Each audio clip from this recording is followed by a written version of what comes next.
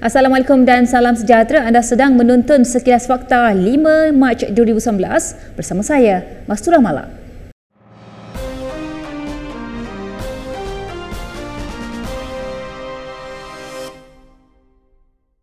Baik, dua parti komponen BN, MCA dan MIC membayangkan untuk tidak akan menghadiri mesyuarat Majlis Tertinggi gabungan berkenaan jika Datuk Seri Nazri Aziz menyertainya.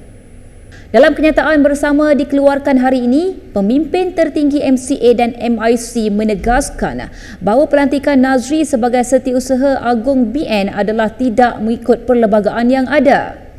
Menerusi kenyataan yang ditandatangani oleh Datuk Seri Wee Ka Siong dan Tan Sri S.A. Vigneswaran, kedua-dua parti menyampaikan pendirian yang jelas kepada Urussetia BN bahawa Nazri tidak layak untuk menghadiri mesyuarat Dewan Tertinggi BN yang dijadualkan Jumaat ini. Walaupun tidak menamakan sebarang tokoh dalam kenyataan tersebut, Wee Ka Siong dan Vigneswaran boleh dianggap memberikan kata dua kepada pemangku Presiden BN, Datuk Seri Mohamad Hassan.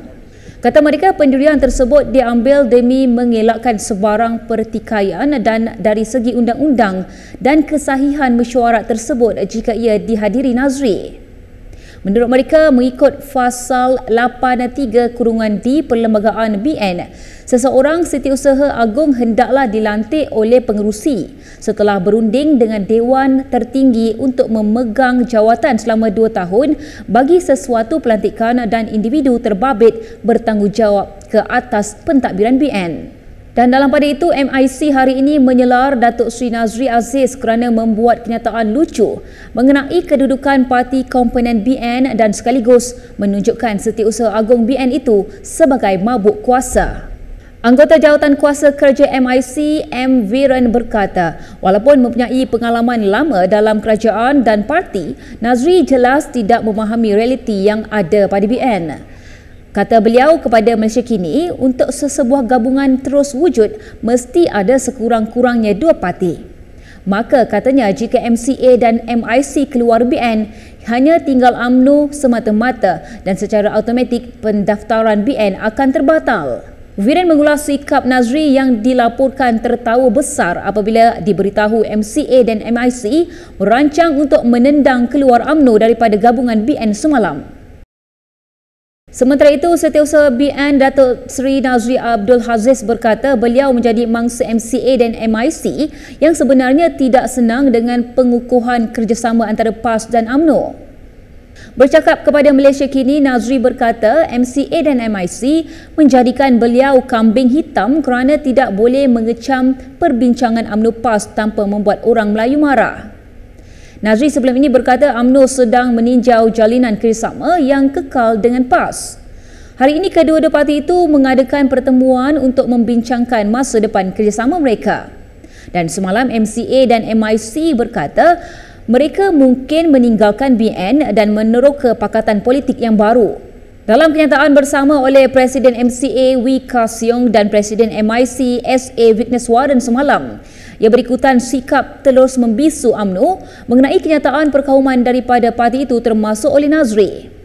Ketegangan antara MCA dan MIC dengan UMNO meruncing selepas kedua-dua komponen BN itu mendesak supaya Nazri dipecat. Ia adalah reaksi kedua-dua parti terbabit selepas Nazri dilaporkan menyarankan supaya sekolah Cina dan Tamil ditutup. Nazri kemudiannya menafikan mahu sekolah-sekolah vernacular ditutup, sebaliknya mendakwa kenyataan dibuat beliau sebelum ini disalah tafsir.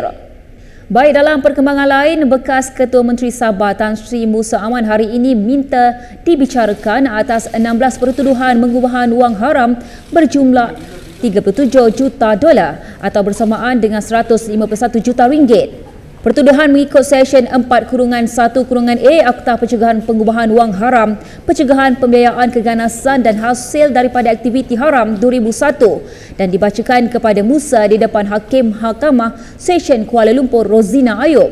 Dalam pertuduhan pertama, Musa didakwa melibatkan diri secara tidak langsung dalam transaksi pengubahan wang haram dengan mengarahkan pembukaan sebuah akaun di sebuah bank di Singapura di bawah nama Richard Christopher Bartnes untuk menerima hasil daripada kegiatan haram. Baki 14 pertuduhan lagi berkaitan dengan dakwaan transaksi dana haram melalui Bank UBS AG Hong Kong bawah nama Barnes antara 21 Jun 2006 dan 25 Mac 2008. Bagi pertuduhan terakhir, Musa didakwa cuba untuk mengubah wang haram dengan mengarahkan Barnes menukar semua aset dan aliran masuk pada masa hadapan ke dalam akaun peribadinya di salah sebuah bank di Zurich. Sebelum ini, Musa telah dituduh dengan 35 pertuduhan rasuah berhubung kontrak konsesi balak dan dengan pertuduhan baru ini menunjukkan jumlah keseluruhan pertuduhan terhadap Musa ialah 51 pertuduhan. Baik, dalam perkembangan lain, Ramli Musa yang dikaitkan dengan pembayaran cek 1.4 juta ringgit kepada editor Sarawak Report hari ini menyerahkan satu dokumen bagi membantu siasatan Suruhanjaya Pencegahan Rasuah Malaysia SPRM berkaitan isu itu.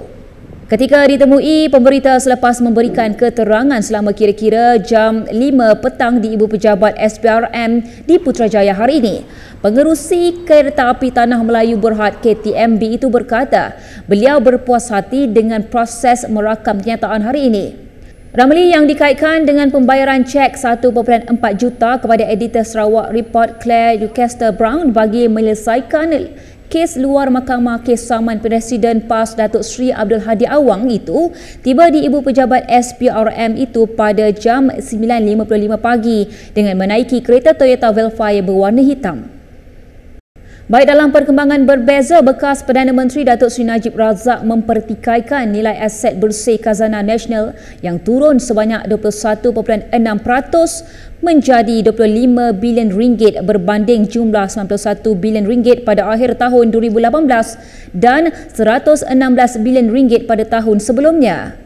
Kata Najib menerusi status di Facebooknya, Khazanah merekodkan kerugian 6.3 bilion pada tahun 2018 berbanding untung 2.896 bilion ringgit pada tahun sebelumnya di bawah pentadbiran Barisan Nasional. Tambah Najib lagi, dalam tempoh 10 tahun beliau menjadi Perdana Menteri dan pengurusi syarikat itu, Khazanah tidak pernah rugi dan nilai asetnya juga tidak pernah turun, malah naik setiap tahun. Bekas Presiden UMNO itu turut membangkitkan sepanjang tempoh 10 tahun, nilai aset bersih Khazanah telah naik 82.3 bilion ringgit dari 33.7 bilion ringgit pada akhir tahun 2008 kepada 116 bilion ringgit pada akhir tahun 2017. Namun setelah Pakatan Harapan ambil alih, nilai Khazanah terus jatuh 25 bilion ringgit menjadi 91 bilion ringgit. Secara sinis, ahli Parlimen pekan itu berkata, kerugian itu tidak menjadi masalah kerana 91 bilion ringgit masih banyak dan banyak lagi aset Khazanah yang boleh dijual semasa harga murah. Pengarah urusan Khazanah Datuk Seri Syaril Riza Rizwan dalam kenyataan medianya berkata, portfolio Khazanah terjejas akibat ketidaktentuan ekonomi global pada 2018. Ini menyaksikan pasaran perlahan susulan ketegangan geopolitik serta unjuran lemah pertumbuhan negara pesat membangun. Justru, katanya bagi 2019, Khazanah akan memberi tumpuan kepada mengimbangi kembali strategi portfolio dan mengukuhkan kedudukan keuangan. Aspek berkenaan termasuk memberi tumpuan kepada aset strategik seperti lapangan terbang di bawah Malaysia Airport, konsesi lebuh raya di bawah PLAS serta Malaysia Airlines. Seterusnya, Presiden PKR Datuk Seri Anwar Ibrahim tampak tidak risau dengan kerjasama UMNO dan PAS yang kian erat dan menurutnya tidak semua orang Melayu menyokong dua parti itu.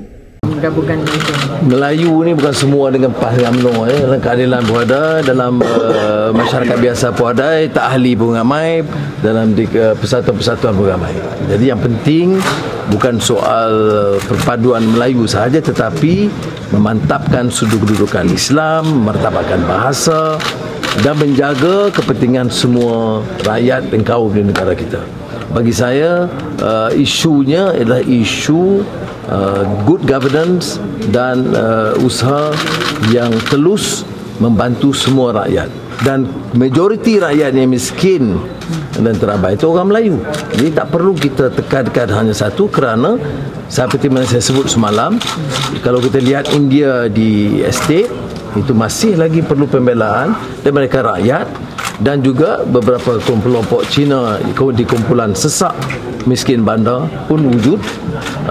Oleh demikian, saya fikir pendekatan Pakatan Harapan itu adalah pendekatan yang bijak dan boleh menyelesaikan masalah rakyat, terutama masyarakat Melayu dan masyarakat bukan Melayu yang di bawah kumpulan B40 yang memerlukan pembelaan. Baiklah, sampai di sini saja sekilas fakta pada hari ini. Jangan lupa layari laman web kami di www.kinitv.com/bm untuk berita selanjutnya. Anda juga boleh layari kami di YouTube Kini TV. Sekian saja daripada saya, Mas Romala. Assalamualaikum dan salam hormat.